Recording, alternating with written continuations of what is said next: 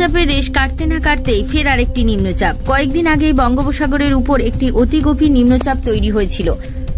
বাংলায় এর তেমন প্রভাব না পড়লেও অন্ধ্রপ্রদেশ ও উড়িষ্যাতে ভালো বৃষ্টিপাত হয়েছিল। সেই নিম্নচাপের প্রভাব কাটার দুদিনের মধ্যে ফের একটি নিম্নচাপ তৈরি হয়েছে। আবহাওয়া দপ্তরের তরফে জানানো হয়েছে, বৃষ্টিপাতের পরিমাণ বাড়বে। অতি ভারী বৃষ্টির সম্ভাবনা রয়েছে দক্ষিণ কলকাতা, হাওড়া, হুগলি, উত্তর 24 পরগনা, দক্ষিণ 24 পরগনা, পূর্ব মেদিনীপুর জেলাগুলিতে। দক্ষিণবঙ্গের বাকি জেলায় ভারী বৃষ্টিপাত হতে পারে। শনিবার পশ্চিম বর্ধমান, ঝাড়গ্রাম, পুরুলিয়া, বাঁকুড়া এবং পূর্ব বর্ধমান জেলায় অতি ভারী বৃষ্টিপাত হতে পারে। দক্ষিণবঙ্গের বাকি জেলায় ভারী বৃষ্টিপাতের পূর্বাভাস জারি করা হয়েছে।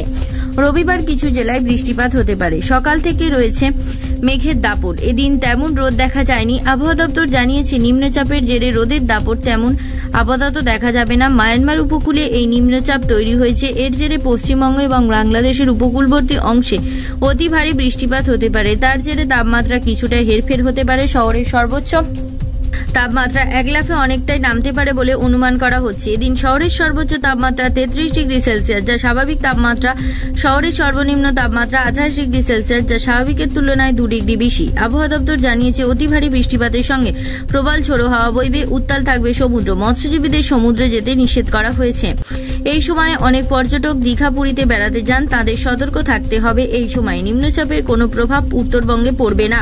উত্তরবঙ্গের জেলাগুলিতে আপাতত বৃষ্টিপাতের কোনো সম্ভাবনা নেই বলে জানিয়েছে আলিপুর আবহাওয়া দপ্তর। ব্যুরো রিপোর্ট, জেলার বার্তা।